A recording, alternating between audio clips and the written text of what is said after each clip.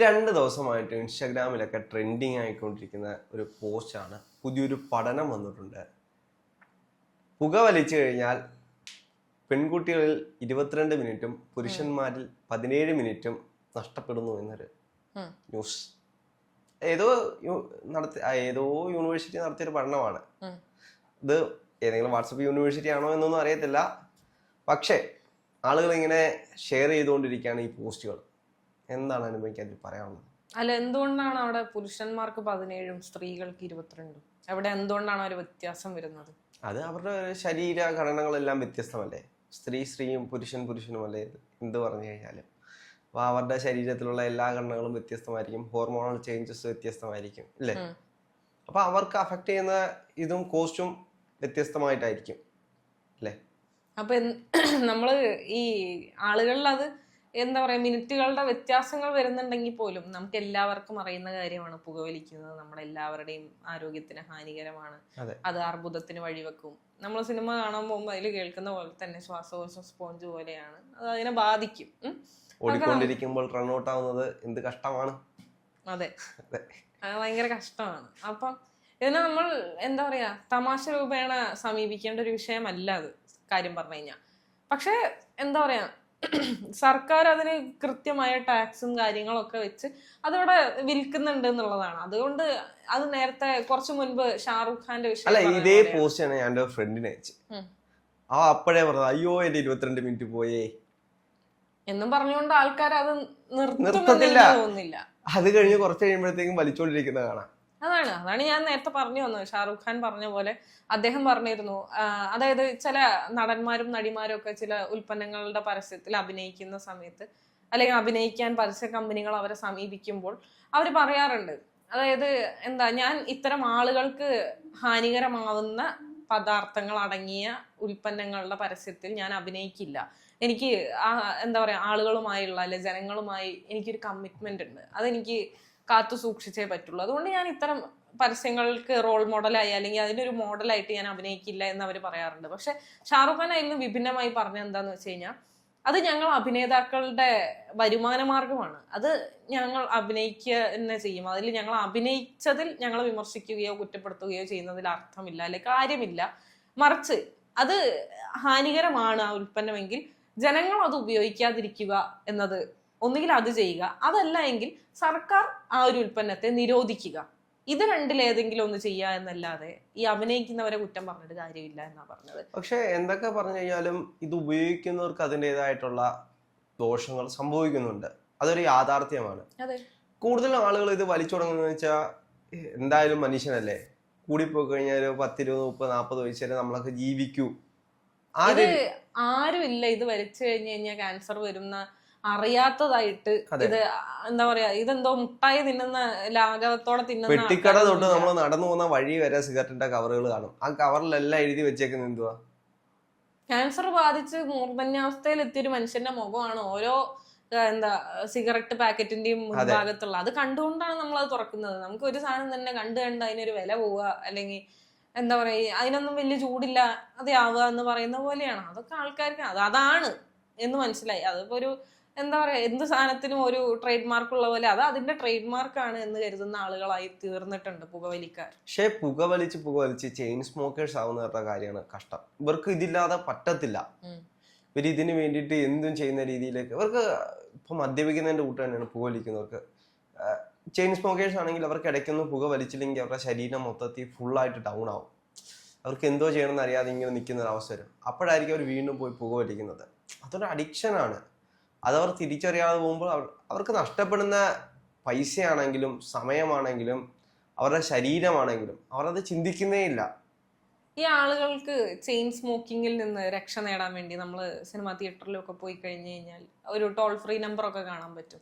അതല്ലാതെ തന്നെ ഒരുപാട് എന്താ പറയാ മാർഗങ്ങൾ നിലവിൽ കണ്ടുപിടിക്കപ്പെടുന്നു. ഡി അഡിക്ഷൻ സെന്ററുകൾ ഉണ്ട്. അല്ലാതെ നിക്കോടെക്സ് പോലുള്ള എന്താ ചൂയിങ്കം പോലത്തെ മാർഗങ്ങൾ അത് നിലവിൽ വന്നിട്ടുണ്ട്.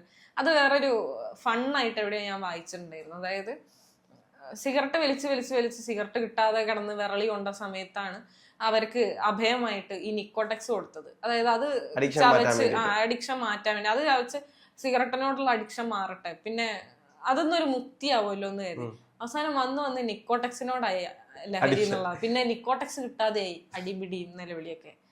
അപ്പം ആ പറഞ്ഞ പോലെയാണ് ആളുകൾ എന്താ പറയാ, നമ്മൾ ഡി അഡിക്ഷൻ സെന്ററുകളിൽ ചെന്ന് കഴിഞ്ഞു കഴിഞ്ഞാലൊക്കെ അവിടെ നടക്കുന്ന ഒരു പ്രോസസ്സ് എന്ന് പറഞ്ഞു കഴിഞ്ഞാൽ നമുക്ക് ആദ്യം അത് തരാതിരിക്കും. പക്ഷെ അത് പിന്നീട് നമ്മുടെ മനസ്സുകൊണ്ട് നമ്മളെ കൊണ്ട് തന്നെ അവർ തോന്നിപ്പിക്കും ഇത് വേണ്ട, ഇതെന്റെ ശരീരത്തിന് നല്ലതല്ല, അല്ല എന്റെ ജീവിതം ഒരു നല്ല രീതിയിൽ ഇത് സ്ഥിരമായി വലിക്കുന്നവർക്ക് ഇതിനെ പറ്റി അറിയത്തില്ല എന്നുള്ളത്. പക്ഷെ അവരൊരു ബ്രേക്ക് ഒക്കെ എടുക്കുകയാണെങ്കിൽ അവർക്ക് കൃത്യമായിട്ട് മനസ്സിലാകും അതും ഇതും തമ്മിലുള്ള ഒരു വ്യത്യാസം.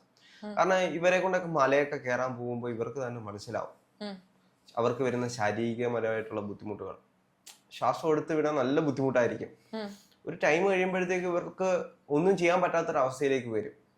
ഈ നല്ല രീതിയിൽ സ്മോക്ക് ചെയ്യുന്നവർക്ക് പിന്നീട് ചുമ, കഫക്കെട്ട്, വിട്ടുമാറാത്ത കഫക്കെട്ടൊക്കെ പിന്നീട് വലിയ വലിയ ഗുരുതര പ്രശ്നങ്ങളിലേക്ക് ഇവരെ കൊണ്ടെത്തിക്കും. അത് വലിയൊരു ദോഷം തന്നെയാണ് ഈ പുകവലി എന്ന് പറയുന്നത്. മദ്യപാനത്തെക്കാൾ കൂടുതൽ ദോഷം ചെയ്യുന്നത് പുകവലിയാണെന്ന് പലരും പറഞ്ഞ് ഞാൻ കേട്ടിട്ടുണ്ട്. എനിക്ക് പ്രധാനമായിട്ട് അത് തോന്നിയത് ഇത് തന്നെയാണ്, ഈ ചുമ. ഈ പണ്ടത്തെ അപ്പൂപ്പന്മാരെയൊക്കെ നോക്കിക്കഴിഞ്ഞാൽ അവർ കൂടുതൽ ഈ കട്ടൻ ബീഡിയൊക്കെയാണ് വലിക്കുന്നത്. ഒരു 80 വയസ്സൊക്കെ കഴിഞ്ഞാൽ പിന്നെ ചുമച്ച് ഇങ്ങനെ ഇരിക്കും. എന്താണെങ്കിലും പഴയ കാലത്തുള്ളവർ ഇത്രയും കാലം ജീവിച്ചില്ലേ, അതുകൊണ്ട് ഞങ്ങൾക്കും വലിച്ചൂടെ എന്നൊക്കെ ചോദിക്കുന്ന ഒരുപാട് യുവതലമുറയിൽപ്പെട്ട ആളുകളെ നമ്മൾ കാണാറുണ്ട്. പക്ഷെ അവരാരും ചിന്തിക്കുന്നില്ല അന്നുള്ളവർ ചെയ്തിരുന്ന കൂട്ടുള്ള ജോലികളോ ഒന്നും ആയിരിക്കത്തില്ല ഇപ്പോൾ ഉള്ളവർ ചെയ്യുന്നത്. എവിടെയെങ്കിലും ഒരിടത്ത് ഇരുന്ന് ചെയ്യുന്നതായിരിക്കും. വേറൊരു വ്യത്യാസം എന്താന്ന് വെച്ച് കഴിഞ്ഞാൽ, അതായത് ഇപ്പോഴത്തെ തലമുറയ്ക്ക് ഈ അക്രമ സ്വഭാവം കൂടുന്നത് നമ്മൾ കാണുന്നുണ്ട്. ഈ എന്താ പറയാ, ലഹരി പദാർത്ഥങ്ങളിൽ തന്നെ ഒരുപാട് വ്യത്യാസങ്ങൾ സംഭവിച്ചു. കഞ്ചാവ്, അതല്ലാതെ അതിൽ തന്നെ പല വകഭേദങ്ങളും അതൊക്കെ ഉപയോഗിക്കുന്ന സമയത്ത്, അതെ സിന്തറ്റിക് ഡ്രഗ്സ് അതൊക്കെ ഉപയോഗിക്കുന്ന സമയത്ത് നമ്മുടെ സ്വഭാവത്തിലായാലും നമ്മുടെ ശരീരത്തിലായാലും ഒക്കെ ഒരുപാട് വ്യത്യാസങ്ങൾ സംഭവിക്കുന്നു. നമ്മള് എന്താ പറയാ, നമ്മൾ പൊതുവെ കാണാറില്ലേ, പണ്ട് അത്രയും ചെറിയ പ്രായത്തിലൊന്നും ഇത്തരം ലഹരി പദാർത്ഥങ്ങൾ ഉപയോഗിക്കാനോ അല്ലെങ്കിൽ അത് ഉപയോഗിച്ചിരുന്നെങ്കിൽ ആരെങ്കിലും അതെ ആക്സസ് കുറവായിരുന്നു എന്നുള്ളത് ഒന്നാമത്തെ കാര്യം. രണ്ടാമത്തെ കാര്യം, നമ്മൾ അന്നൊക്കെ കേട്ടിരുന്നു, അതായത് നമ്മുടെ അച്ഛന്റെ അമ്മയുടെ ഒക്കെ തലമുറയിൽ കേട്ടിരുന്നു ഈ ലഹരി പദാർത്ഥങ്ങൾ ഉപയോഗിച്ച് അമ്മയെ കുത്തിക്കൊല്ല, അല്ലെങ്കിൽ ലഹരി പദാർത്ഥം വാങ്ങാൻ വേണ്ടിയിട്ട് പൈസ കിട്ടാതെ വരുന്ന സമയത്ത് അച്ഛനെയും അമ്മേനെയൊക്കെ തലക്കടിച്ചു കൊല്ല. ഇതൊക്കെ നമ്മൾ എവിടെയെങ്കിലും കേൾവിയുള്ള ഒരു കാര്യമായിരുന്നു. പക്ഷെ ഇപ്പൊ അത് വളരെ സാധാരണമായ ഒരു സംഭവമായി മാറിക്കൊണ്ടിരിക്കുന്നു. നമുക്ക് ചുറ്റിലും അത് ദിനം പ്രതി നടന്നുകൊണ്ടിരിക്കുകയാണെന്നുള്ളതാണ്. അതായത് അത് എന്താ പറയാ, അവർക്ക് കൂടുതൽ ആക്സസിബിൾ ആയി എന്നുള്ളതാണ് മെയിൻ റീസൺ. രണ്ടാമത്തെ കാര്യം എന്ന് പറഞ്ഞാൽ, ഒരിക്കൽ കിട്ടിക്കഴിഞ്ഞു കഴിഞ്ഞാൽ പിന്നീട് അതിനോട് വരുന്ന ഒരു അഡിക്ഷൻ ആണ്. അല്ലെങ്കിൽ നമ്മൾ ഒരിക്കൽ അതിന്റെ ഒരു സുഖം എന്താണ് അല്ലെങ്കിൽ അതിന്റെ ടേസ്റ്റ് എന്താണ് എന്നറിഞ്ഞു കഴിയുമ്പോൾ, ഒരിക്കൽ രുചിച്ചു കഴിഞ്ഞാൽ അതിനോടുള്ളൊരു എന്താ പറയാ ഒരു അഡിക്ഷൻ വന്നിട്ട് പിന്നെയും അത് വേണമെന്ന് നമുക്ക് തോന്നുന്നു. അതിനുവേണ്ടി എന്തും ചെയ്യാൻ തയ്യാറാവുന്നു. ആ എന്തും ചെയ്യാൻ എത്ര രൂപ വേണമെങ്കിലും മുടക്കാൻ ഈ കുട്ടികൾ തയ്യാറാണ്. അതിനുവേണ്ടി എന്ത് റിസ്ക്കും എടുക്കാൻ ഇവർ അതാണ്, എന്തും ചെയ്യാൻ തയ്യാറാവുന്നു എന്ന അവരുടെ ആ ഒരു സ്വഭാവത്തെ ചൂഷണം ചെയ്യാൻ തയ്യാറായി വല അല്ലെങ്കിൽ വല വിരിച്ചിരിക്കുന്ന ഒരുപാട് ആൾക്കാരാണ് ഈ ഡ്രഗ് ഡീലേഴ്സിനെ പോലെയുള്ള ആളുകൾ. അവർ അവരുടെ ഈ കുട്ടികളുടെ ഈ ഇമ്മച്വേർഡ് ആയിട്ടുള്ള ഈ ഒരു ചിന്തയെ അവർ മുതലെടുക്കും എന്നുള്ളതാണ്. അവര് എന്താ പറയാ, ഓക്കെ നിനക്ക് ഈ സാധനം ഇനിയും കിട്ടണം എന്നുണ്ടെങ്കിൽ നീ ഇങ്ങനെ ചെയ്താൽ മതി, ഇത് വെരി സിമ്പിൾ ആണ്, നീ ഒരു സാധനം കൊണ്ടുപോയി അപ്പുറത്തുള്ള ഒരാൾക്ക് കൊടുക്കുന്നു, അത്രയേ ഉള്ളൂ, ഇതിൽ ഒരു റിസ്ക്കും ഇല്ല, വെരി സിമ്പിൾ ആന്നൊക്കെ പറഞ്ഞ് അനാവശ്യമായ മോട്ടിവേഷൻ കൊടുത്ത് അവരെ തള്ളി കയറ്റി വിടും. അപ്പൊ അവർ ആ ഒരു ആദ്യത്തെ ടാസ്കിൽ ചിലപ്പോൾ ബൈലൊക്കെ അവർ രക്ഷപ്പെട്ടേക്കാം. അപ്പൊ അവർക്കും കൂടെ ധൈര്യമായി, ഓവർ കോൺഫിഡൻസ് ആയി, എന്നെ കൊണ്ട് ഇത് നടക്കും. കാരണം ഇതിന്റെ വരുംവരായികളെ കുറിച്ച് ചിന്തിക്കാനുള്ള ഒരു പ്രായം, അല്ലെങ്കിൽ ആ പ്രായത്തിൽ അത്രയും ചിന്തിക്കാനുള്ള ഒരു ബോധമില്ല. 14 വയസ്സ് 15 വയസ്സ് എന്നൊക്കെ പറയുമ്പോൾ ആ പ്രായത്തിൽ ചെന്നിട്ട് ഇത്തരം എന്താ പറയാ പ്രവൃത്തികളിൽ ഏർപ്പെടുമ്പോൾ ചെറിയൊരു എന്താ പറയാ കോൺഫിഡൻസ് കിട്ടിയാൽ മതി, അതൊരു വലിയ കോൺഫിഡൻസ് ആയിട്ട് എടുക്കുകയും ആ പ്രവൃത്തി വീണ്ടും തുടരുകയും അതിനെ തുടർന്ന് എന്താ പറയാ ഇപ്പൊ നമ്മൾ നേരത്തെ പറഞ്ഞ പോലെ വലിയ വലിയ ക്രൈമുകളിലേക്ക് അവർ തന്നെ അവരെ നയിക്കുകയും ചെയ്യുന്ന സാഹചര്യമാണ് ഇപ്പൊ നിലനിൽക്കുന്നത് എന്നുള്ളതാണ്.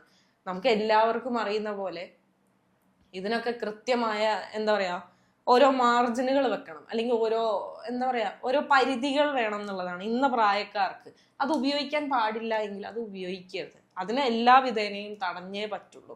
അല്ലാതെ കുട്ടികൾക്ക് അതിന്റെ ആക്സസ് കൊടുത്തു കഴിഞ്ഞിട്ട് പിന്നെ വന്നിട്ട് അങ്ങനത്തെ ക്രൈം സംഭവിച്ചു ഇങ്ങനത്തെ ക്രൈം സംഭവിച്ചു എന്ന് പറയുന്നതിൽ അർത്ഥമില്ല. അതിന് ഏത് വിധേനയും നമ്മൾ തടഞ്ഞേ പറ്റുള്ളൂ. നമ്മൾ സ്കൂളുകളിൽ പഠിക്കുമ്പോൾ ആഴ്ചയിൽ നമ്മുടെ ബാഗ് ചെക്കിങ്ങും അങ്ങനത്തെ പരിപാടിയൊക്കെ ഉണ്ടായിരുന്നു.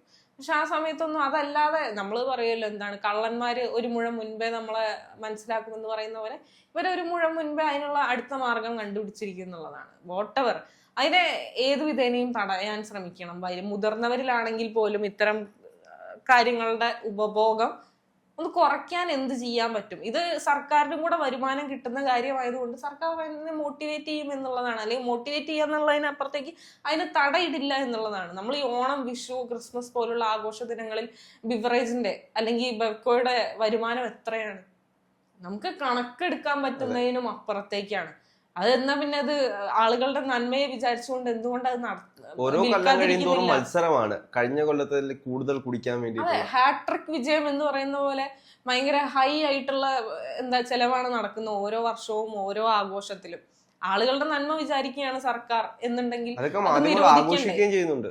അതെ, അത് നിരോധിക്കണ്ടേ? ഒന്നുകിൽ ആളുകളുടെ നന്മയാണ് വിചാരിക്കുന്നത്, ആളുകളുടെ ആരോഗ്യം സംരക്ഷിക്കുന്നതാണ് ലക്ഷ്യം വെക്കുന്നതെങ്കിൽ അത് ചെയ്യുന്നില്ല. സർക്കാരിന് വരുമാനം കിട്ടുന്നുണ്ട്, ഖജനാവ് നിറയുന്നുണ്ട്, അതുകൊണ്ട് അങ്ങനെ അതിനൊരു തടസ്സമായിട്ട് അവരൊരിക്കലും നിൽക്കില്ല. പറയാൻ വേണ്ടി നമ്മൾ മറ്റേ സ്റ്റാറ്റ്യൂട്ടറി മോർണിംഗ് പറയുന്ന പോലെ ഇത് ആരോഗ്യത്തിന് ഹാനികരമാണ് എന്ന് ആർക്കോ വേണ്ടി പറയുന്നു എന്നല്ലാതെ അപ്പൊ ആളുകളുടെ നന്മ വിചാരിച്ച് ഇവിടെ ആരും ഒന്നും ചെയ്യുന്നില്ല എന്നുള്ളതാണ്. അപ്പം നമ്മൾ സംസാരിച്ച് തുടങ്ങിയിരുന്നത് ഈ ഇത്രത്തോളം അവരുടെ ആയുസ് കുറയുന്നു, അതായത് പുകവലിക്കുന്നവരിൽ ഓരോ തവണ പുകവലിക്കുമ്പോഴും ഇത്രത്തോളം ആയുസ് കുറയുന്നു, അല്ലെങ്കിൽ ഇത്രത്തോളം സമയം നമ്മുടെ ജീവിതത്തിൽ നിന്ന് നഷ്ടപ്പെടുന്നു എന്നുള്ളത്. അത് സ്ത്രീ ആയാലും പുരുഷനായാലും. ഇതിപ്പോ ഇനിയിപ്പോ ഫേക്ക് ന്യൂസ് ആണെങ്കിൽ പോലും ഞാൻ ആദ്യം പറഞ്ഞ പോലെ എല്ലാവർക്കും അറിയാം ഇത് എല്ലാ തരത്തിലും, ഒരു തരത്തിലും നല്ല എല്ലാ തരത്തിലും മനുഷ്യനെ അല്ലെങ്കിൽ മനുഷ്യ ആരോഗ്യത്തെ ഹനിക്കുന്ന ഒരു കാര്യം മാത്രമാണ്. സിഗരറ്റ് വലിക്കുന്നതിൽ ഒരു അംശം പോലും ഒരു നല്ല വശമായിട്ട് എടുത്തു കാണിക്കാനുണ്ട് എന്ന് എനിക്ക് തോന്നുന്നില്ല. അപ്പൊ എന്തായാലും ആളുകൾ പക്വത എത്തിയവരാണ്. അവർ ചിന്തിച്ച് മനസ്സിലാക്കുക, അതിനാവശ്യമായ നടപടികൾ എടുക്കുക എന്നുള്ളത് മാത്രമാണ് അവനവന് വേണ്ടി.